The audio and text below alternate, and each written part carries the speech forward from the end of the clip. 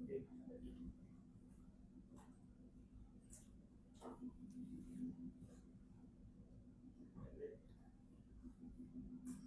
الحمد لله نحمده ونستعينه ونستغفره ونعوذ بالله من شرور أنفسنا ومن سيئات أعمالنا من يهده الله فلا مضل له ومن يضلل فلا هادي له وأشهد أن لا إله إلا الله وحده لا شريك له وأشهد أن محمدا عبده ورسوله أما بعد يا أيها الذين آمنوا اتقوا الله حق تقاته ولا تموتن إلا وأنتم مسلمون يا أيها الناس اتقوا ربكم الذي خلقكم من نفس واحدة خلق منها زوجها وبث منهما رجالا كثيرا ونساء واتقوا الله الذي تساءلون به والأرحام إن الله كان عليكم رقيبا يا أيها الذين آمنوا اتقوا الله وقولوا قولا سديدا يصلح لكم أعمالكم ويغفر لكم ذنوبكم ومن يطع الله ورسوله فقد فاز فوزا عظيما فإن أصدق الحديث كتاب الله وخير الهدي هدي محمد صلى الله عليه وسلم وشر الأمور محدثاتها وكل محدثة بدعة وكل بدعة ضلالة وكل ضلالة في النار.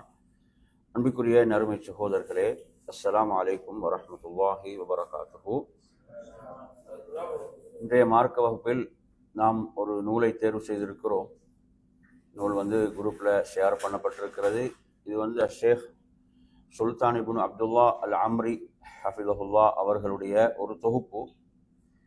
இந்த தொகுப்பை பொறுத்தவரையில், அதாவது நாம் மார்க்கத்தை பிறருக்கு எடுத்துச் சொல்வதற்காக ஒரு உரையை நாம் நிகழ்த்துவது, அது தொடர்பான சில வழிகாட்டல்கள். நாங்கள் மாஷா அல்லாஹ் தொடர்ந்து மார்க்க கல்விகளை கற்றுக்கொள்ளக்கூடிய வகுப்புகளில் கலந்து கொள்கிறோம். எனவே கலந்து கொள்ளக்கூடிய நாம் அல்லாஹுடைய மார்க்கத்தை எவ்வாறு பிறருக்கு எடுத்து வைப்பது என்பது தொடர்பான சில வழிகாட்டல்கள் தான் இதிலே அவர்கள் குறிப்பிடுகின்றார்கள். அந்த அடிப்படையிலே இதில் அவர்கள் சொல்லக்கூடிய செய்திகளை பொறுத்தவரையில் மிகவும் நமக்கு பயனளிக்கக்கூடிய செய்திகளாக இந்த செய்திகள் இருக்கின்றன. இதில் அவர்கள் சொல்கின்ற போது, அத்துக்தூர் அப்துல் கரீம் பக்கார் என்று சொல்லக்கூடிய ஒருவரிடமிருந்து, அவருடைய நூலிலிருந்து நிறைய பயன்பெற்றதாகவும் இவர் இதிலே சொல்கின்றார். அந்த அடிப்படையில் இதிலே அவர்கள் முதலாவது வழிகாட்டலாக சொல்லக்கூடியது, முதலாவது வழிகாட்டலாக, எனவே நம்மிடத்திலும் ஒரு நியத் இருக்க வேண்டும். அதாவது நாம் கற்றுக்கொள்ளக்கூடிய மார்க்கத்தை நாம் நம்மோடு மாத்திரம் சுருக்கிவிடாமல் அதை நாம் பிறருக்கு எடுத்து சொல்ல வேண்டும். அல்லாஹுடைய மார்க்கத்தை நாம் கற்றுக்கொள்ளும் போது நம்மிடம் இருக்க வேண்டிய ஒரு நியத் என்னவென்று சொன்னால், என்னிலிருந்து நான் எவ்வாறு மடமையை அகற்றுவது முக்கியமோ அதே போன்றுதான் பிறரிலிருந்தும் அந்த மடமையை நான் அகற்ற வேண்டும். அவர்களுக்கும் மார்க்கத்தை நான் சொல்லிக் கொடுக்க வேண்டும். சூரத்துல் அஸ்ர் அத்தியாயத்தை நாம் எடுத்து படித்து பார்த்தால், அல்லாஹு தஆலா அந்த அத்தியாயத்தில் சொல்கின்ற அந்த 4 பண்புகள், அதில் அல்லாஹ் 4 பண்புகளை சொல்கிறான். அந்த 4 பண்பை அறிஞர்கள் 2ஆக பிரிப்பார்கள். அறிஞர்கள் எத்தனை பிரிப்பாங்க? 2ஆக பிரிப்பார்கள். அதில் முதலாவது சொல்லப்படுகின்ற 2 பண்புகள் என்ன? அல் ஈமான் அல் அமாலுஸ் சாலிஹா, இல்லையா? அல் ஈமான் வல் அமாலுஸ் சாலிஹா. அப்ப ஈமானும் சாலிஹான நல்லமல்களும். இப்போ தோல்வியிலிருந்து ஒருவர் தன்னை காத்து கொள்ள வேண்டுமாக இருந்தால், அல்லாஹ் கூறக்கூடிய அந்த நஷ்டத்திலிருந்து ஒருவர் தன்னை காத்து கொள்ள வேண்டுமாக இருந்தால், இங்கு பிரதானமாக சொல்லப்படுகின்ற அந்த முதல் 2 பண்புகள், ஒவ்வொருவரும் தன்னை மறந்துவிடக்கூடாது. தன்னை என்ன செஞ்சிடக்கூடாது? மறந்துவிடக்கூடாது. தன்னை சீர்திருத்தி கொள்ளுதல், தனது சீர்திருத்தம். அல்லாஹ் குர்ஆன்ல இப்படியும் கேட்கிறான், அத்தஅமுரூன அன்னாஸ பில் பிர்ரி வ தன்ஸௌன அன்ஃபுஸகும் வ அன்தும் தத்லூனல் கிதாப் அஃபலா தஅகிலூன். அதாவது, நீங்கள் மக்களுக்கு நன்மையை ஏவுகின்றீர்களா, உங்களை மறந்தவர்களாக நீங்கள் வேதத்தை மோதுகிறீர்கள், நீங்கள் இதை சிந்திக்க மாட்டீர்களா என்று அல்லாஹ் கேட்கிறான். எனவே ஒருவர் பிறரிடம் என்ன செய்கிறார்? சீர்திருத்த பணியை மேற்கொள்ள போகிறார் என்றால் அவர் தன்னை என்ன செய்து விடக்கூடாது? மறந்து விடக்கூடாது. அதைத்தான் அல்லாஹு தஆலா சூரத்துல் அஸ்ரில் அந்த முதலாவது சொல்லக்கூடிய இரண்டு பண்புகள் ஒவ்வொருவரும் தன்னை சீர்திருத்திக் கொள்ளக்கூடிய இரண்டு பண்புகள், ஈமானும் சாலிகான அமல்களும். அடுத்து அல்லாஹ் இரண்டு பண்புகளை சொல்கிறான். அது என்ன? ஒருவர் சீர்திருத்தத்தை தன்னோடு மாத்திரம் சுருக்கிவிடக் கூடாது, அதை என்ன செய்ய வேண்டும்? பிறருக்கும் அதை கொண்டு போய் சேர்க்க வேண்டும், பிறரையும் சீர்திருத்த வேண்டும் என்ற அந்த இரண்டு விடயங்கள், வத்தவா சௌபில் ஹக்கை வத்தவா சௌபி சபர் என்ற அந்த இரண்டு பண்புகள். அவர்கள் ஒருவருக்கு ஒருவர் சத்தியத்தை உபதேசம் செய்து கொள்வார்கள், அதே போன்று ஒருவருக்கு ஒருவர் பொறுமையும் அவர்கள் உபதேசம் செய்து கொள்வார்கள். அப்ப அந்த அடிப்படையில் அருமையான சகோதரர்களே, நாம் மார்க்க கல்வியை கற்றுக்கொள்ளும் போது நம்மிலிருந்து எப்படி நாம் அறியாமையை நீக்க வேண்டும் என்ற அந்த நீயத்திலே இருக்கின்றோமோ, அதே போன்று பிறரில் இருந்தும் என்ன செய்யப்பட வேண்டும்?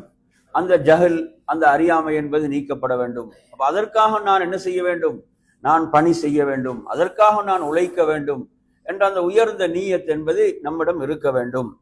எனவே அந்த அடிப்படையில் அருமையான சகோதரர்களே, அதாவது இதில் அவர்கள் முதலாவது வழிகாட்டலாக சொல்லக்கூடிய விடயம் என்னவென்று சொன்னால், ஒருவர் என்ன செய்கிறார்? மக்களுக்கு மத்தியிலே உரை நிகழ்த்துகிறார் என்று சொன்னால், அவர் எவ்வளவு திறம்பட சிறப்பான முறையில் அதை முன்வைக்க முடியுமோ அதில் நிச்சயமாக அவர் கவனம் செலுத்த வேண்டும். அதில் அவர் என்ன செய்ய வேண்டும்? கவனம் செலுத்த வேண்டும். எனவே அல்லாஹுடைய தீன், அல்லாஹுடைய மார்க்கம், இதை நாம் எவ்வளவு அழகாக கொண்டு போய் சேர்க்க முடியுமோ நிச்சயமாக அதில் நாம் கவனம் எடுக்க வேண்டும். இது அல்லாஹுடைய தீன், அல்லாஹுடைய மார்க்கம். அப்ப இதை நாம் மக்களிடம் கொண்டு போய் சேர்க்கும் போது எவ்வளவு சிறந்த முறையில், உயர்ந்த முறையில் அதை நான் கொண்டு போய் சேர்க்க முடியும் என்பதை ஒவ்வொருவரும் நிச்சயமாக சிந்திக்க வேண்டும். அந்த அடிப்படையில அப்ப இன்று நாம் பார்க்கின்ற போது, நாம் வாழக்கூடிய சமகாலத்தில் உலக ரீதியாக எடுத்து பார்க்கின்ற போது மக்கள் நிறைய முன்னேற்றம் அடைந்திருக்கிறார்கள், முன்னேற்றம் கண்டிருக்கிறார்கள் அவர்களுடைய இல்மிலும் அவர்களுடைய கலாச்சாரத்திலும். எனவே இவ்வாறான ஒரு சூழல்ல பின்னணியில் நாம் என்ன செய்ய வேண்டும்? இவற்றையெல்லாம் நாம் கவனத்தில் கொண்டு என்ன மக்களுக்கு நாம் மார்க்கத்தை எடுத்து சொல்ல வேண்டும், போதனைகளை மேற்கொள்ள வேண்டும். அவர்கள் இருக்கக்கூடிய அந்த இடங்கள், அவர்கள் இருக்கக்கூடிய துறைகள், இவைகளை எல்லாம் கவனித்து நமது இந்த திறமையை நாம் என்ன செய்ய வேண்டும்? நாம் வளர்த்து கொள்ள வேண்டும். இதுல மிக முக்கியமான நோக்கம் என்ன? அல்லாஹுடைய தீன், அல்லாஹுடைய மார்க்கம் மேலோங்க வேண்டும். அல்லாஹுடைய மார்க்கத்துடைய தீனுடைய செய்தி போய் என்ன செய்ய வேண்டும்? மக்களுக்கு போய் சேர வேண்டும் என்ற அந்த உயரிய நோக்கம்தான் இதிலே இருக்கிறது. அதே போன்று அவர்கள் இரண்டாவதாக சொல்லக்கூடிய விடயம் என்னவென்று சொன்னால், ஒருவர் பேசுகின்ற போது நிச்சயமாக கவனிக்க வேண்டிய ஒரு விடயம்தான் தலைப்பு என்று சொல்வது, இல்லையா? தலைப்பு என்பது மிக முக்கியமான ஒன்றாக இருந்து கொண்டிருக்கிறது.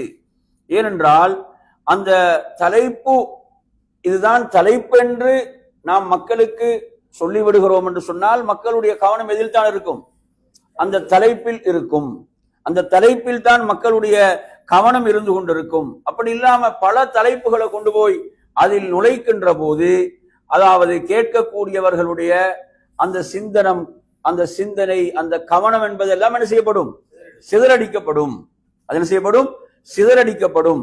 எனவே அந்த அடிப்படையில நாம் பேசுகின்ற போது, அதாவது இதுதான் தலைப்பு என்று நாம் முடிவு செய்து கொள்வது, இதுதான் தலைப்பென்று நாம் என்ன செய்ய வேண்டும்? முடிவு செய்து அந்த தலைப்புக்குள் நின்று பேசுவதில் நாம் கவனம் எடுக்க வேண்டும். இது நாம் இதில் கவனிக்க வேண்டிய இரண்டாவது விடயமாக இருந்து கொண்டிருக்கிறது. எனவே நறுமையான சகோதரர்களே, அடுத்ததாக நாம் இதிலே மூன்றாவதாக பார்க்கின்ற போது, மக்களிடத்துல ஒன்று ஒரு மாற்றத்தை உருவாக்க வேண்டும் என்று நாம் விரும்புகிறோம் என்று சொன்னால், மக்களிடத்தில் ஒரு தாக்கம் செலுத்த வேண்டும், ஒரு செல்வாக்கு செலுத்த வேண்டும் என்று நாம் விரும்புகிறோம் என்று சொன்னால், உண்மையில் அது நம்மிடமிருந்து என்ன செய்ய வேண்டும்? அது வெளிப்பட வேண்டும். நாங்கள் எதிர்பார்க்கிறோம் என்று சொன்னால் அது உயர்ந்த முறையில, உயரிய முறையில அது எப்படி அவர்கள செல்வாக்கு செலுத்தும், மாற்றத்தை ஏற்படுத்தும், தாக்கம் செலுத்தும் என்பதை நாம் என்ன செய்ய வேண்டும்? பேசக்கூடிய ஒவ்வொருவரும் அதில் நாம் எவ்வாறு அந்த தாக்கத்தை ஏற்படுத்தலாம் என்பதை அவர் சிந்தித்து அதற்கான ஒரு தயாரிப்போடு அவர் பேச வேண்டும் என்பது இதிலே கவனிக்க வேண்டிய மூன்றாவது விடயமாக அவர் அதிலே சொல்கிறார். நாலாவது அருமையான சகோதரர்களே, நாலாவது விடயமாக அவர் சொல்லக்கூடிய விஷயம் என்னவென்று சொன்னால், நாம் ஒரு உரையை நிகழ்த்துகின்ற போது அதாவது மக்களிடத்துல வந்து அதாவது எதிர்மறையான விடயங்களை எப்படி எதிர்மறையான விடயங்களை நாம் அப்படியான வார்த்தைகளை அதிகப்படுத்தாமல் நாம் என்ன செய்ய வேண்டும், மக்களை ஆர்வப்படுத்தக்கூடிய விதத்துல அந்த பேச்சுக்கள் வார்த்தைகள் அமைய வேண்டும். இப்ப நபி ஸல்லல்லாஹு அலைஹி வஸல்லம் அவர்கள் சொன்ன ஒரு ஹதீஸ் தான் பஷ்ஷிரு வலா துனஃபிரு. எப்படி சொன்னார்கள்? நீங்க நற்செய்தி சொல்லுங்கள், நன்மாராயம் சொல்லுங்கள், வலா துனஃபிரு நீங்கள் வெறுண்டோட செய்யாதீர்கள். புரியுதா சொல்றது? வெறுண்டோட செய்யாதீர்கள், நீங்க மக்களுக்கு நற்செய்திகளை சொல்லுங்கள். இது அல்லாஹ்வுடைய தூதருடைய ஒரு மிகப்பெரிய ஒரு வழிகாட்டலாக இருந்து கொண்டிருக்கிறது. அதே போன்று சொல்கிறார்கள், நீங்கள் மக்களுக்கு எளிதாக்குங்கள், சிரமப்படுத்தாதீர்கள். மக்களுக்கு எளிதாக்குங்கள், சிரமப்படுத்தாதீர்கள் என்றும் அல்லாஹ்வுடைய தூதர் சொல்கிறார்கள். எனவே மக்கள் வந்து முன்னால் உட்கார்ந்து இருக்கிறாங்கன்னு சொன்னா அவர்களது நம்பிக்கையை நாம் என்ன செய்ய வேண்டும், அதிகப்படுத்த வேண்டும். அவர்களது ஈமானை பலப்படுத்த வேண்டும். ஏதோ ஒரு நம்பிக்கை இழக்க செய்கின்ற மாதிரியான வார்த்தைகள் என்ன செய்யக்கூடாது, அப்படியான வார்த்தைகள் வெளிப்படக்கூடாது என்ற விடயம் இதிலே நான்காவது ஒரு வழிகாட்டலாக அவர்கள் சொல்கிறார்கள். அடுத்த அருமையான சகோதரர்களே, ஐந்தாவது ஒரு வழிகாட்டலாக சொல்லக்கூடிய ஒரு விடயம் என்னவென்று சொன்னால், அதாவது ஒருவர் மக்களுக்கு மத்தியிலே என்ன செய்கிறார், உரை நிகழ்த்துகிறார் என்று சொன்னால் அவரிலிருந்து எது வெளிப்படக்கூடாது என்று சொன்னால் தற்பெருமை, ஆணவம், தன்னை வந்து என்ன செய்து பெரிதாக எண்ணி தன்னை முற்படுத்தி இப்படியானவைகள் வெளிப்படக்கூடாது. அப்படித்தானே? இப்ப சிலர் பேசும்போது என்ன செய்யறாங்க, முன்னால் உள்ளவங்க எல்லாம் யாரு, பாவிகளை போன்றும், முன்னால் உள்ளவர்கள் எதுவும் அறியாதவர்கள் போன்றும், முன்னால் உள்ளவர்கள் எந்த நன்மையான விஷயங்களும் செய்யாதவர்கள் போன்றும் தன்னை வந்து உயர்த்தி பிறரை தாழ்த்தி என்ன செய்யக்கூடாது, இப்படி பேசக்கூடாது. இப்படி அவரது பேச்சை அவரது உரையை அவர் அமைத்துக் கொள்ளக்கூடாது. தன்னை உயர்த்தியும் பிறரை தாழ்த்தியும் இப்படி அமையக்கூடாது. இது வந்து என்ன செய்யாது, மார்க்கம் விரும்பக்கூடிய ஒரு விடயம் அல்ல. அல்லாஹ்வுடைய தூதர் ஸல்லல்லாஹு அலைஹி வஸல்லம் அவங்க சொன்ன ஒரு ஹதீஸ் தான், ஒரு மனிதன் பாவம் செய்து விட்டான் என்பதற்கு போதுமான ஒன்றுதான் என்ன செய்வது, பிறரை பற்றி ஒருவர் கேவலமாக இழிவாக எண்ணுவது, குறைத்து மதிப்பிடுவது என்பதெல்லாம். எனவே நறுமையான சகோதரர்களே, யாரிடத்தில் என்ன ஹைர் இருக்கும், என்ன நலவு இருக்கும், அவருக்கும் ரப்புக்கும் உள்ள தொடர்பு என்ன, யாரும் என்ன அறிய மாட்டோம், யாரும் அறிய மாட்டோம். எனவே என் அருமையான சகோதரர்களே, சில பொழுதுகள்ல அவர்கள் செய்யக்கூடிய ஒரு சிறிய அமலால் அவர்கள் இறைவனை நெருங்கி விடலாம், இறைவனிடத்தில் மிகப்பெரிய சிறப்பை அடைந்து விடலாம்.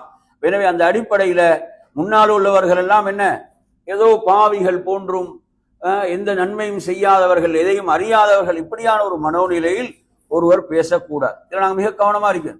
நிறைய பேரை சில நேரங்களில் பார்த்தீங்கன்னா பேச ஆரம்பிச்சு என்ன செய்யறது, முன்னாள்வங்களாம் திட்டக்கூடிய அமைப்புல, விமர்சிக்கக்கூடிய அமைப்புல இப்படியாக அவர்களுடைய பேச்சுக்களை என்ன செய்வார்கள், அமைத்து விடுவார்கள். இதை நாம் என்ன செய்ய வேண்டும், தவிர்த்து கொள்ள வேண்டும். ஏன்னா மார்க்கம் அல்லாஹ்வுடைய தூதர் ஸல்லல்லாஹு அலைஹி வஸல்லம் சொன்ன அந்த ஹதீஸ், ஆரம்பத்தில் சொன்ன ஹதீஸே அதுக்கு ஆதாரம். பஷ்ஷிரு வலா துனஃபிரு, என்ன செய்ய, நற்செய்தி சொல்லுங்கள், வெறுண்டோட செய்யாதீர்கள், வெறுண்டோட செய்யாதீர்கள் என்று அல்லாஹ்வுடைய தூதர் ஸல்லல்லாஹு அலைஹி வஸல்லம் அவர்கள் குறிப்பிட்டார்கள். எனவே நறுமையான சகோதரர்களே, அதே போன்று நாம் மக்களுக்கு மத்தியிலே உரை நிகழ்த்துகின்ற போது, அதாவது அந்த சப்தங்கள், அதுல வேறு இடையூறுகள் சப்தங்கள்ல வராமல், இப்போது சப்தங்களை நாங்க நவீன மைக்குகளை நாங்க பயன்படுத்துறோமா, அவைகளை வந்து நல்ல முறையில் நாம் என்ன செய்வது, அவைகளை முன்கூட்டி அவைகளை நாம் தயார்படுத்திக் கொள்வது என்ற சில நேரங்களில் அவ்வாறான உரைகள் நிகழ்த்தப்பட்டு கொண்டிருக்கின்ற போது அதில் ஏதாவது கோளாறுகள் ஏற்படும். அதனால மக்களுடைய சிந்தனைகள், கவனங்கள் சிதறும். எனவே அந்த அடிப்படையில இவைகளும் இதில் என்ன செய்ய வேண்டும், கவனத்தில் கொள்ளப்பட வேண்டும். அப்படித்தானே? நபி ஸல்லல்லாஹு அலைஹி வஸல்லம் அவர்கள் என்ன செஞ்சாங்க, அவர்கள் மக்களுக்கு நீங்க எச்சரிக்கை செய்யுங்கள் என்று சொன்ன போது நபி அவர்கள் எந்த மலையில் ஏறினாங்க, சஃபா மலையில் ஏறினார்கள். அப்படித்தானே? சஃபா மலையில ஏன் ஏறினாங்க, சஃபா மலை என்பது உயர்வான இடத்தில் இருக்கிறது. ஒரு உயர்வான இடத்திலிருந்து மக்களை அழைக்கும் போது என்ன செய்யும், சப்தம் வேகமாக அவர்களை சென்றடையும். மக்கள் அந்த செய்திகள் அவர்களுடைய காதுகளுக்கு எட்டுவதற்கு அது இலகுவாக இருக்கும். எனவே நபி அவங்க ஒரு இடத்தை தேர்வு செய்தாங்க, உயர்ந்த இடத்தை தேர்வு செய்தார்கள். அதே போன்று நாங்கள் பார்க்கிறோம் மிம்பர் என்பது அல்லாஹ்வுடைய தூதர் ஸல்லல்லாஹு அலைஹி வஸல்லம் உரை நிகழ்த்துவதற்காக பயன்படுத்தினார்கள். ஏன் மிம்பர் பயன்படுத்தப்பட்டது? உயர்ந்த இடத்திலிருந்து பேசும் போது என்ன செய்யும், அது மக்களுக்கு வந்து அதை மக்கள் கேட்பதற்கும் மக்கள் உரை நிகழ்த்துவரை பார்ப்பதற்கும் இதுக்கெல்லாம் அது என்ன செய்யும், உதவியாக இருக்கும். எனவே இப்ப நாங்க இதுல என்ன பார்க்கிறோம், தஅவாவுக்கு இவைகள் எல்லாம் உதவியாக இருக்கும் போது இவைகளை பயன்படுத்துறதுல என்ன கிடையாது, தப்பு கிடையாது. எதை நாங்க பார்க்க வேண்டும், மார்க்கம் கூடாதென்று ஒன்றை தடுத்திருக்கிறதா, அதை பயன்படுத்தக்கூடாது. மார்க்கம் கூடாதென்று தடுத்த ஒன்றை பயன்படுத்தக்கூடாது. அப்படி தடை இல்லையா, எவ்வளவு நாம் இவ்வாறான வசதிகளை தஅவாவுக்கு பயன்படுத்த முடியுமோ, தஅவாவுக்கு இவ்வாறான வசதிகளை பயன்படுத்த முடியுமோ நாம் என்ன செய்யலாம், பயன்படுத்தலாம் என்பதையும் இங்கே நாம் புரிந்து கொள்ள வேண்டும். அதே போன்ற நறுமையான சகோதரர்களே, அடுத்து இதிலே சொல்லக்கூடிய ஒரு விடயம் தான் 7வது விடயமாக சொல்கிறார். எத்தனாவது விடயம்? 7வது விடயமாக சொல்லக்கூடிய விடயம் என்னவென்று சொன்னால், ஒருவர் உரை நிகழ்த்துகின்ற போது அவரது சப்தத்தை உயர்த்தக்கூடிய இடங்கள்ல அந்த சப்தத்தை உயர்த்துவதும், அதை தாழ்த்தக்கூடிய இடங்களில் அவரது சப்தத்தை அவர் தாழ்த்துவதும், அதே போன்று மக்களுடைய உள்ளங்களில் தாக்கம் செலுத்தக்கூடிய வார்த்தைகளை அவர் என்ன செய்வது, தேர்வு செய்து பேசுவதும், அதே போன்று உட்கார்ந்திருக்கக்கூடியவர்களுடைய கவனத்தை ஈர்க்கக்கூடிய விதத்திலே என்ன செய்வது, வார்த்தைகளை அமைத்துக் கொள்வது என்பதெல்லாம் கவனிக்க வேண்டிய விடயங்கள். அப்ப இதெல்லாம் எப்போது ஒருவருக்கு வரும், இதெல்லாம் எப்ப வரும், ஒருவருக்கு சொல்லுங்க, அவருக்கு அதுல ஒரு தேவை, என்ன தேவை, அதாவது அல்லாஹ்வுடைய தீன், அல்லாஹ்வுடைய மார்க்கம், இது மக்களுடைய உள்ளங்களுக்கு சென்றடைய வேண்டும், மக்களிடத்தில் இது சென்றடைய வேண்டும் என்ற ஒரு உண்மையான ஆர்வம் அவரிடம் இருக்குமாக இருந்தால், உண்மையான ஒரு நியத் அவரிடம் இருக்குமாக இருந்தால், நிச்சயமாக இந்த ஏற்பாடுகள் எல்லாம் என்ன செய்யும், நடக்கும். நாங்க எப்படியும் சொல்லுவோம், நீங்க கேட்கத்தான் வேணும் என்ற மாதிரி, அப்படி இல்லை. அல்லாஹ்வுடைய தீனை, அல்லாஹ்வுடைய மார்க்கத்தை நாம் எவ்வளவு அழகாக சிறப்பாக மக்களுக்கு எடுத்து சொல்ல முடியுமோ, மக்களுக்கு அதை எடுத்து முன்வைக்க முடியுமோ, அதிலெல்லாம் நிச்சயமாக நாம் என்ன செய்ய வேண்டும், கவனம் செலுத்த வேண்டும். எனவே இது 7வது விடயமாக இதிலே அவர்கள் சொல்கிறார்கள். அப்ப 8வது விடயம் என்னவென்று சொன்னால், அதாவது ஒருவர் பேசுகின்ற போது, அதாவது வார்த்தைகளில் உள்ள அந்த வேகம், அதே போன்று ஒருவர் என்ன செய்யறது, கொஞ்சம் நிதானமாக பேசக்கூடிய விடயங்கள், இதுல எது மக்களுடைய அந்த உள்ளங்கள்ல தாக்கம் செலுத்தும் என்பதையெல்லாம் கவனித்து, அப்படித்தானே சில வார்த்தை, சில ஹதீஸ்களை பார்க்கிறோம், நபி ஸல்லல்லாஹு அலைஹி வஸல்லம் அவர்கள் உரை நிகழ்த்துகின்ற போது ஒரு படை தளபதி தனது படைக்கு எச்சரிக்கை செய்வது போன்றும் இருக்கும். கஅன்னஹு முன்திரு ஜெய்ஷ், எப்படி வருது, கஅன்னஹு முன்திரு ஜெய்ஷ் என்று வருகிறது. எனவே அங்கு நபி அவர்கள் படைக்கு எச்சரிப்பதை போன்று என்ன செய்வார்கள், உரை நிகழ்த்துவார்கள். அப்ப உரை என்பது என்ன செய்யாது, ஒரே மாதிரி இருக்காது. சில விஷயங்கள், எச்சரிக்க வேண்டிய விடயங்கள், அதுக்குரிய அந்த கடுமையான தோரணைகள் அங்கு இருக்கும், எச்சரிக்கப்பட வேண்டிய அந்த விடயங்கள். எனவே இவ்வாறு பேசக்கூடிய அந்த விடயத்தை பொறுத்து என்ன செய்வது, அவரது அந்த பாவனை, அவரது உடல் அசைவுகள், வார்த்தைகள், இவைகள் எல்லாம் அமைய வேண்டும் என்பதை இதில் 8வதாக சொல்கிறார்கள். சரி, நாங்க 8 விஷயங்களை பார்த்துட்டோம். எத்தனை விஷயங்கள்? 8 விஷயங்களை நாம் இதிலே பார்த்தோம். இந்த 8ஐ நாங்க என்ன செய்வோம், திரும்ப ஒரு சிறிய மீட்டல் செய்து கொள்வோம். முதலாவது விடயமாக நாம் இதிலே சொன்ன விடயம் என்ன? முதல் விடயத்தை சொல்லுங்க பாப்போம். முதல் விடயமாக சொன்ன விடயம் என்ன? பேசும்போது என்ன செய்வது, ஒருவர் நல்ல வார்த்தைகள், சிறந்த முறையிலே தன்னை அதற்காக தயார்படுத்திக் கொள்வது. இப்போது நாம் வாழக்கூடிய அந்த காலத்துல மக்கள் பலவிதமான அறிவுகள், முன்னேற்றங்களோடு இருக்கிறாங்க, அப்படித்தானே? எனவே ஒருவர் பேசுகின்ற போது சில நேரங்கள்ல உலக விஷயங்களை பற்றி சரியான ஒரு போதிய ஒரு அறிவு இல்லாம சில தவறான தகவல்களை கூட ஒருத்தர் என்ன செஞ்சிடலாம், கொடுக்கலாம். எனவே அதெல்லாம் ஒரு தயாரிப்பவரிடம் இருக்க வேண்டும், அப்படியான விடயங்கள்.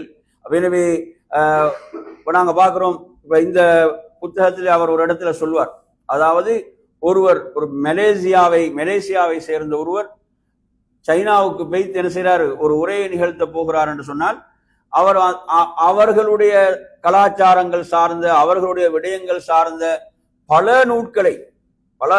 நூட்களை அவர் படித்து விட்டு போய் என்ன செய்தார், அந்த உரையை நிகழ்த்தினார். அப்படித்தானே? நாங்க யாருக்கு உரை நிகழ்த்த போகிறோம், யார் நமக்கு முன்னால் இருக்கிறார்கள் என்பதெல்லாம் மிக முக்கியமானதா இல்லையா? அப்படித்தானே? நபி ஸல்லல்லாஹு அலைஹி வஸல்லம் அவர்கள் யமனுக்கு ஏன் முஆதி இப்னு ஜபல் ரலியல்லாஹு அன்ஹு அவங்களை தேர்வு செஞ்சாங்க? நபி அவர்கள் யமனுக்கு அனுப்புவதற்கு ஏன் முஆதி இப்னு ஜபல் ரலியல்லாஹு அவர்களை தேர்வு செய்தார்கள் என்பதை அறிஞர்கள் சொல்லும் போது என்ன சொல்வார்கள் என்று சொன்னால், அவர் மதீனாவை சேர்ந்த ஒரு நபித்தோழர், மதீனாவில் அவர்களுக்கு வேதக்காரர்கள் யூதர்களோடு தொடர்பு இருந்தது. அந்த யூதர்களுடைய மார்க்கத்தை பற்றிய பின்னணிகள் அவரிடம் இருந்தன. புரியுதா சொல்றது? அவர்களுடைய அந்த நூட்களில் உள்ள விடயங்களை பற்றி ஒரு விளக்கம், ஒரு தெளிவு, அறிவு அவரிடம் இருந்தது. எனவே அதனால்தான் ரசூலுல்லாஹ் யாரை தெரிவு செஞ்சாங்க? முஆதி இப்னு ஜபல் ரலியல்லாஹு அவர்களை தேர்வு செய்தார்கள். அவர்களை தெரிவு செய்து அனுப்புகின்ற போது கூட நபி அவர்கள் அவர்களுக்கு என்ன வழிகாட்டலை கொடுக்கிறாங்கன்னு சொன்னா, முதலில் நீங்கள் அவர்களை அழைக்க வேண்டியது எதன் பக்கம் என்றால் தௌஹீதின் பக்கம். முதல்ல அவங்க அழைக்க வேண்டியது ஏகத்துவம், தௌஹீதின் பக்கம் தான் அவர்களை நீங்கள் முதலில் அழைக்க வேண்டும் என்பதையும் அவர்களுக்கு சொல்கிறார். அதன் பிறகு எதற்கு அதை ஏற்றுக்கொண்டால் அடுத்து நீங்கள் எதற்கு அழைக்க வேண்டும், இப்படியெல்லாம் வழிகாட்டுகிறார்கள். எனவே நறுமையான சகோதரர், அந்த அடிப்படையில நாங்க அல் குர்ஆன்ல சொல்லக்கூடிய, நாங்க தஅவாவுல ஒரு கீயாக சொல்லக்கூடிய, சாவியாக சொல்லக்கூடிய வசனம் உதுஉ இலா சபீலி ரப்பிக பில் ஹிக்மதி வல் மௌஇதத்தில் ஹஸனா வஜாதில்ஹும் பில்லதி ஹிய அஹ்ஸன். அப்ப நாம் ரப்புடைய வழியின் பால், உமது ரப்பின் வழியின் பால் நீர் மக்களை எப்படி அழைக்க வேண்டும் என்று அல்லாஹு தஆலா சொல்லும் போது, அதாவது விவேகத்தோடு அழைப்பீராக. பில் ஹிக்மா, விவேகம், ஹிக்மா என்பது ஒரு மிக பரந்த ஒரு வார்த்தை, அனைத்தையும் உள்ளடக்கி விட்ட ஒரு வார்த்தை. எனவே நறுமையான சகோதரர்களே, பொருத்தமானதை பொருத்தமான இடத்திலே வைப்பதுதான் இது ஹிக்மாவாக இருக்கிறது. ஹிக்மா என்பது என்ன? பொருத்தமானதை பொருத்தமான இடத்திலே வைப்பது. எனவே அந்த அடிப்படையில் இதுல முதலாவது வழிகாட்டலாக ஒருவர் என்ன செய்கிறார், மக்களுக்கு மத்தியில உரை நிகழ்த்த போகிறார் என்று சொன்னால், அவர் அதற்கு என்ன செய்யறது, சிறந்த முறையில் அவர் தன்னை அதற்காக தயார்படுத்திக் கொள்ளுதல் என்ற ஒரு விடயம் இதிலே முதலாவதாக சொல்கிறார். இரண்டாவது விடயம் என்ன படிச்சோம்? அதாவது தலைப்பு. அப்படித்தானே? தலைப்பு நாம் என்ன செய்யறது, ஒரு குறிப்பிட்ட தலைப்பை நாம் முடிவு செய்தால்தான் நமக்கு என்ன செய்ய முடியும், அதில் நாம் தயாராக முடியும். ஒரு குறிப்பிட்ட தலைப்பை நாம் முடிவு செய்து விட்டால் தான் நாம் அந்த குறிப்பிட்ட தலைப்பில் பேச முடியும், தயாராக முடியும். அப்படி அதாவது இல்லை என்று சொன்னால் என்ன பிரச்சனை நடக்கும்? அதாவது பேசுபவரும் என்ன பேசுகிறார், அங்கு அவருக்கும் ஒரு கட்டுப்பாடு கிடையாது, கேட்கக்கூடியவர்களையும் அவருக்கு என்ன செய்ய முடியாது, அதுல வைத்துக் கொள்ள முடியாது.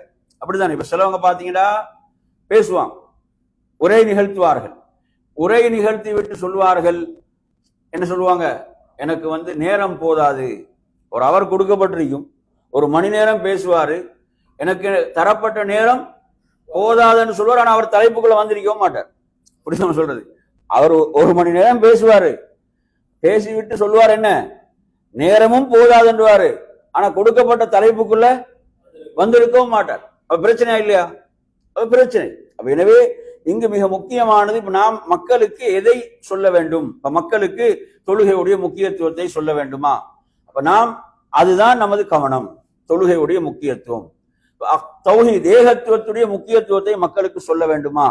அதுதான், அதில் தான் முழுமையான கவனம் அங்கு இருக்க வேண்டும். அதற்கு நாம் உரிய விஷயங்களை, அதற்குரிய சரக்குகளை நாம் என்ன செய்ய வேண்டும், தயார்படுத்தி கொள்ள வேண்டும். எனவே நறுமையான சகோதரர்களே, நாம் தலைப்பில் இருக்கவில்லை என்றால் மக்களை நாம் என்ன செய்ய முடியாது, அதில் மக்களுடைய கவனத்தை வைத்துக் கொள்ள முடியாது என்பதை இரண்டாவது சொல்கிறார்.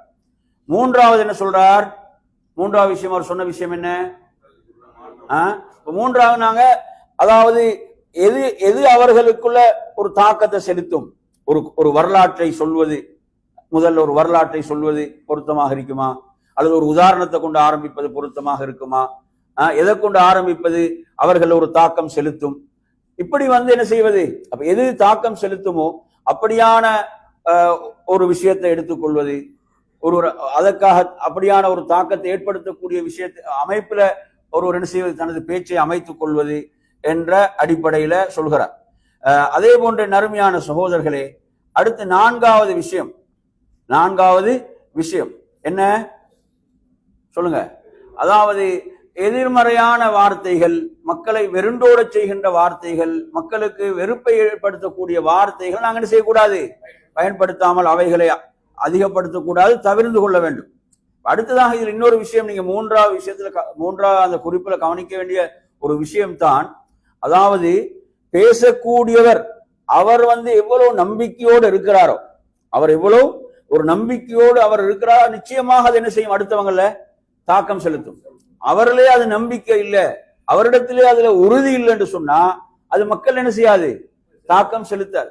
உதாரணமா ஒருவர் தௌஹீதை பற்றி, ஏகத்துவத்தை பற்றி பேசுகிறார் என்றால் அது அவருக்குள் என்ன செய்ய வேண்டும், செல்வாக்கு செலுத்த வேண்டும்.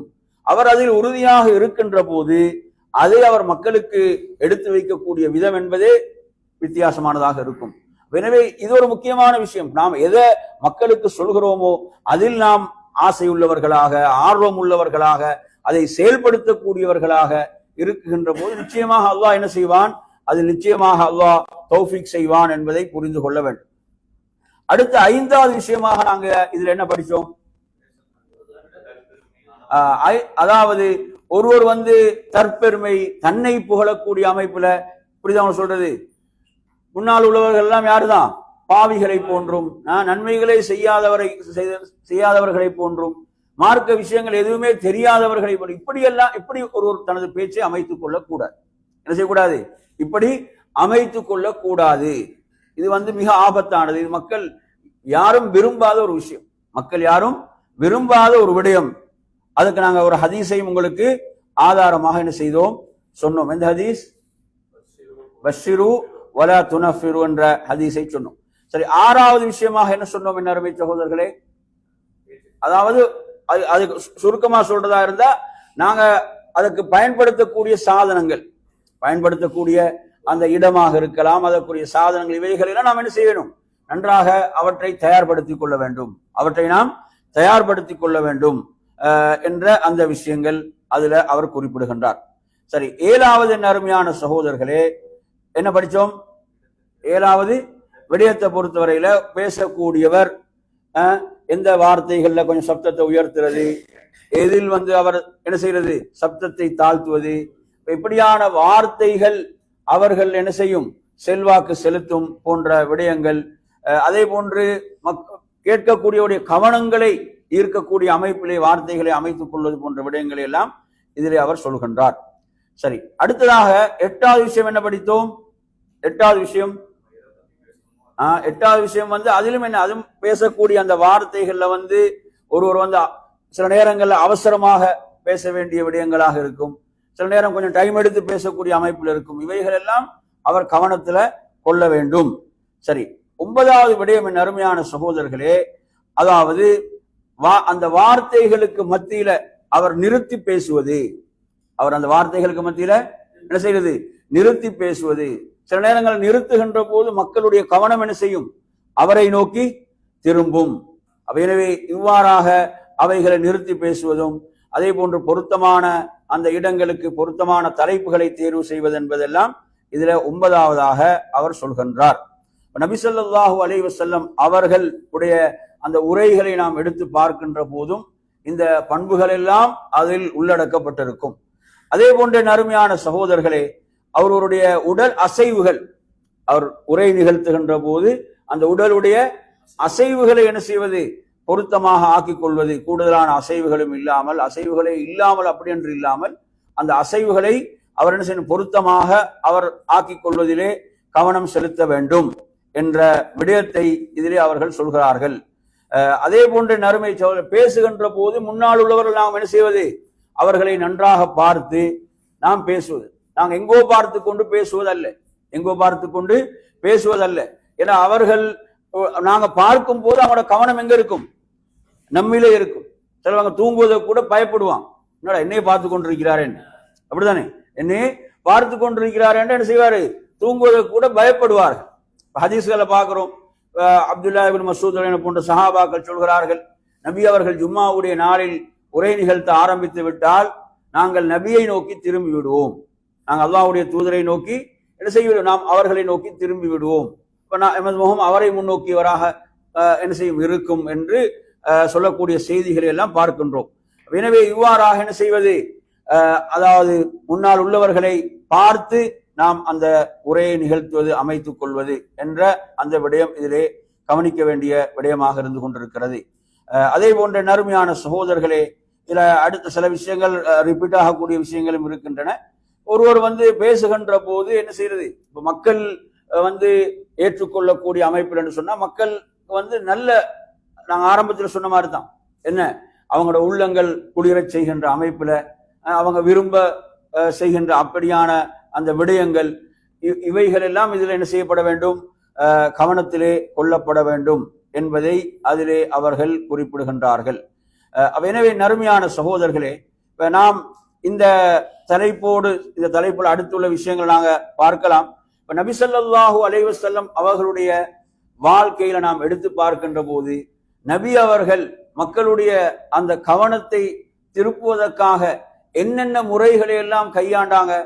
உங்களுக்கு தெரிஞ்ச விஷயங்களை, நீங்க படித்த விஷயங்களை கொஞ்சம் சொல்லுங்க பாபா. நபி ஸல்லல்லாஹு அலைஹி வஸல்லம் அவர்கள் மக்களுடைய கவனத்தை தன் பக்கம் ஈர்ப்பதற்காக நபி அவர்கள் என்னென்ன முறைகளை எல்லாம் கையாண்டார்கள். ஒரு விஷயத்தை ரசூலுல்லாஹ் என்ன செய்வாங்க, திரும்ப திரும்ப சொல்வார்கள். ஒரு முறை இதுக்கு நாங்க எந்த ஹதீஸ சொல்லலாம், ரசூலுல்லாஹ் சொல்றாங்க, அலா உனப்பிஉக்கும் பி அக்பரில் கபாயிர். 3 முறை கேட்கிறான், அலா உனப்பிஉக்கும் பி அக்பரில் கபாயிர், அதாவது உங்களுக்கு நான் பெரும் பாவங்களை அறிவிக்கட்டுமா, உங்களுக்கு நான் பெரும் பாவங்களை அறிவிக்கட்டுமா என்ற எத்தனை தடவை திரும்ப திரும்ப நபி அவர்கள் 3 முறை கேட்கிறார்கள். ஏன் கேட்கிறாங்க என்று சொன்னால், மக்களுடைய கவனம் அதிலே இருக்க வேண்டும். அப்ப இவ்வாறு நபி ஸல்லல்லாஹு அலைஹி வஸல்லம் அவர்கள் என்ன செய்திருக்கிறாங்க, சஹாபாக்களுக்கு கற்றுக் கொடுத்தார்கள். நபி அவர்கள் இப்படி அவர்களுக்கு மார்க்கத்தை நபி அவர்கள் சொல்லிக் கொடுத்தார்கள் என்ற இந்த முறையை நாங்க என்ன செய்யறோம், ஹதீஸ்களில நாங்க பார்க்கின்றோம். அதே போன்று நபி ஸல்லல்லாஹு அலைஹி வஸல்லம் அவர்கள் மக்களை ஆர்வப்படுத்தக்கூடிய கேள்வி கேட்பாங்க. எப்படி கேட்பாங்க, மக்களை ஆர்வப்படுத்தக்கூடிய விதத்துல கேள்வி கேட்பாங்க.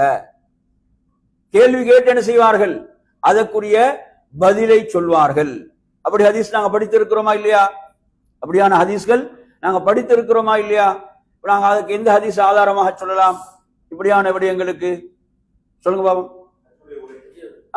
நபி அவர்கள் ஹஜ்ஜிலே நிகழ்த்திய உரையில கூட பல விஷயங்கள் என்ன செய்யறாங்க, அந்த மாதிரி அல்லாஹுடைய தூதர் ஸல்லல்லாஹு அலைஹி வஸல்லம் அவர்கள் சொன்னதை நாங்க பார்க்கிறோம்.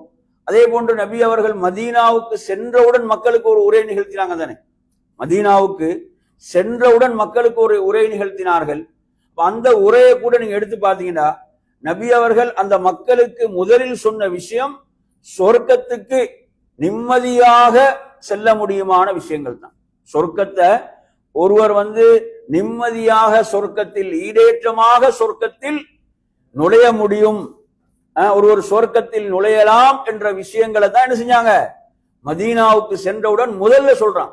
என்னென்ன விஷயங்களை சொன்னாங்க, சலாத்தை பரப்புங்கள் என்று சொன்னாங்க. என்ன சொன்னாங்க, சலாத்தை பரப்புங்கள் என்று சொன்னார்கள். அடுத்து அல்லாஹ்வுடைய தூதர் என்ன சொன்னாங்க, அதாவது ஏழைகளுக்கு உணவளியுங்கள் என்று சொன்னார்கள், ஏழைகளுக்கு உணவளியுங்கள் என்று சொன்னார்கள். அடுத்து 3வது என்ன சொன்னாங்க, இரவு நேரத்தில் மக்கள் உறக்கத்தில் இருக்கின்ற போது நீங்கள் எழுந்து தொழுங்கள் என்று சொன்னார்கள். இவைகள் எல்லாம் நீங்கள் ஈடேற்றமாக சுவர்க்கத்தில் உங்களை நுழைவிக்கக்கூடிய காரியங்கள். சுப்ஹானல்லாஹ், பாருங்க, நபி அவங்க மதீனாவுக்கு சென்று இந்த மக்களுக்கு முதல் சொன்ன அந்த விடயத்தை பாருங்க. ஏன்னா அந்த மக்கள் தௌஹீதை ஏற்றுக்கொண்டிருந்தாங்க, இஸ்லாத்துல இருந்தாங்க. எனவே அந்த மக்களுக்கு நற்செய்தி தான் சொல்றாங்க. எதை சொல்றாங்க, நற்செய்தியைத்தான் சொல்கிறார்கள். நபி ஸல்லல்லாஹு அலைஹி வஸல்லம் அவங்க ஒரு நாள் சஹாபாக்களுக்கு மத்தியில் இருக்கும் போது கேள்வி கேட்கிறாங்க. என்ன கேள்வி, உங்கள யார் இன்று நோன்போடு இருக்கிறார்கள். இப்படி இதுவும் ஒரு உரையுடைய அமைப்பு, இது வேணுதான் ஒரு உரையுடைய அமைப்பு. நபி அவங்க கேட்கிறாங்க, இன்று உங்கள யார் நோன்போடு இருக்கிறார்கள். யார் பதில் சொன்னாங்க, சொல்றாங்க, இன்று உங்கள யார் ஒரு ஏழைக்கு உணவளித்தது என்று கேட்கிறாங்க. இன்று உங்கள யார் அதாவது ஒரு ஜனாசாவை பின்தொடர்ந்தது என்று கேட்கிறாங்க. இன்று உங்கள யார் ஒரு நோயாளியை நலம் விசாரித்தது என்று கேட்கிறாங்க. கேட்டுவிட்டு அல்லாஹ்வுடைய தூதர் நற்செய்தியை சொல்றான். நற்செய்தியை இதெல்லாம் யாருடைய ஒரு நாளில் அமைந்து விட்டதோ அவர் சொர்க்கம் நுழைந்தார். பாத்தீங்களா? இது ஒரு முறை, உரையுடைய ஒரு முறை. நாம் என்ன செய்யறது? கேள்விகளை கேட்டு அதற்கு பதில் அமைத்துக் கொள்ளக்கூடிய விடம், அந்த அமைப்பு. அது மக்கள்ல ஞாபகத்துல சிந்தனையில் இருக்கும். அதே போன்று உதாரணங்கள் மூலம், எப்படி உதாரணங்கள் மூலம் நபி அவங்க என்ன செய்வாங்க? மக்களுக்கு போதனை செய்வார்கள். பல உதாரணங்களை எடுத்து காட்டுவாங்க. உதாரணங்கள் என்பது மக்களுடைய என்ன செய்யும்? நினைவிலே இருக்கும். மக்களுடைய நினைவிலே இருக்கும். நபி அவங்க சஹாபாக்கள் அமர்ந்திருந்த ஒரு சபையில கேட்கிறாங்க, அந்த முஸ்லிமுக்கு ஒப்பாக இருக்கக்கூடிய ஒரு மரம், முஸ்லிமுடைய குணநலங்களுக்கு ஒப்பாக இருக்கக்கூடிய ஒரு மரம் என்ற ஒரு கேள்வியை கேட்கிறாங்க. ஏன் கேட்கிறாங்க? இதுவும் ஒரு உரையுடைய ஒரு முறை. இது போன்ற அருமையான சகோதரர்களே, இப்ப நாம் மாஷா அல்லாஹ் நிறைய மார்க்க வகுப்புகள்ல தொடர்ந்து நாம் என்ன செய்கிறோம்? மார்க்கத்தை கற்றுக்கொள்கிறோம், மார்க்கத்தை படிக்கிறோம். மாஷா அல்லாஹ் கேட்டா நிறைய விஷயங்கள் சொல்வதற்கு நமக்கு நமது சிந்தனையில் இருக்கிறது. அல்ஹம்துலில்லாஹ். எனவே நாம் என்ன செய்ய வேண்டும்? நாங்க மார்க்கத்தை பிறருக்கு கொண்டு போய் சேர்க்கக்கூடிய இந்த தஅவாவுடைய வேலையை நாங்க செய்யணும். நமக்கு ஒரு உரை நிகழ்த்துவதற்கு நாம் நம்மை என்ன செய்ய வேண்டும்? தயார்படுத்திக் கொள்ள வேண்டும். நம்மை நாம் அதற்காக தயார்படுத்திக் கொள்ள வேண்டும். ஏனென்றால் என் அருமையான சகோதரர்களே, சில நேரங்கள்ல ஒருவர் அவர் பிரபலம் இல்லாதவராக இருப்பார், அவர் பேச்சாளராக கூட இருக்க மாட்டார். ஆனா அவர் சொல்லக்கூடிய செய்திகள் என்ன செய்யும்? உள்ளங்கள்ல மிகப்பெரிய தாக்கத்தை செலுத்தும். அவங்கள்ட்ட இருக்கக்கூடிய ஈமானிய உறுதி, அல்லாஹ் மீது உள்ள அச்சம், அல்லாஹ் மீது உள்ள பயம், அவங்க அந்த எடுத்து சொல்லக்கூடிய செய்தி என்ன செய்யும்? உள்ளங்கள்ல பெரிய ஒரு மாற்றத்தை என்ன செய்யும்? உருவாக்கும். மாற்றத்தை உருவாக்கும். எனவே நாம் நம்மை என்ன செய்ய தேவையில்லை, குறைத்து மதிப்பிட வேண்டியதில்லை. நாங்கள் என்ன செய்து நம்மை குறைத்து மதிப்பிட வேண்டியதில்லை. நாம் என்ன செய்ய வேண்டும்? நம்மை இந்த மார்க்கத்துக்கு தஅவா செய்யக்கூடியவர்களாக நம்மை நாம் என்ன செய்ய வேண்டும்? ஆக்கிக் கொள்ள வேண்டும், மாற்றிக்கொள்ள வேண்டும். அது ஒரு மகத்தான ஒரு சிறந்த ஒரு பணியாக அந்த பணி இருக்கிறது. அல்லாஹ் சொல்வது போன்று, வமன் அஹ்ஸனு கௌலன் மிம்மன் தஆ இலல்லாஹி வஅமில சாலிஹன் வகால இன்னனி மினல் முஸ்லிமீன். இதைவிட சிறந்த வார்த்தை எதுவுமே இல்லை. மிக சிறந்த வார்த்தை எது என்றால், அவர் அல்லாஹ்வின் பால் மக்களை அழைக்கிறார், அவரும் சாலிஹான அமல்களை செய்கிறார், தன்னை ஒரு முஸ்லீம், அல்லாஹ்வுக்கு கட்டுப்பட்டவர் என்று அவர் சொல்கிறார். எனவே நறுமை, இதை விட அழகான வார்த்தைகளுக்குரியவர்கள் யாரும் இல்லை. அல்லாஹ்விடத்தில் இவங்க தான் மிக சிறப்பானவர்கள், மிக சிறப்புக்குரியவங்க. இன்றைக்கு நீங்க பாத்தீங்கன்னு சொன்னா ஒவ்வொரு துறையிலும் பேசுறான், ஒவ்வொரு துறையிலும் என்ன செய்யறாங்க? பேசக்கூடியவங்க இருக்கிறாங்க. பல திறமைகளை அவங்க என்ன செய்யறாங்க? வளர்த்து கொண்டு உலகத்துல பல துறைகள்ல பேசி கொண்டிருக்கிறான். ஆனா அல்லாஹ்வுடைய தீனுக்காக, மார்க்கத்துக்காக ஒருவர் பேசுறாருடா, அது என்னது? மிகப்பெரிய சிறப்பு, மிகப்பெரிய உயர்வு. அல்லாஹ்விடத்துல அதற்கு கூலி தொடர்ந்து கிடைத்து கொண்டே இருக்கும், இஹ்லாஸாக ஒருவர் இந்த பணியை செய்கின்ற போது. எனவே நறுமையான சகோதரர்களே, அந்த அடிப்படையில் இன்ஷா அல்லாஹ் வரக்கூடிய காலங்கள் என்ன செய்வோம்? நம்மை நாம் பயிற்றுவிக்கக்கூடிய இன்னும் சில பயிற்சி வகுப்புகளை எல்லாம் தொடர்ந்து செய்வோம் என்று கூறி நிறைவு செய்கிறேன். வாஹிரு தஅவானா அல்ஹம்துலில்லாஹி ரப்பில் ஆலமீன். அஸ்ஸலாமு அலைக்கும் வரஹ்மத்துல்லாஹி வபரகாத்துஹு.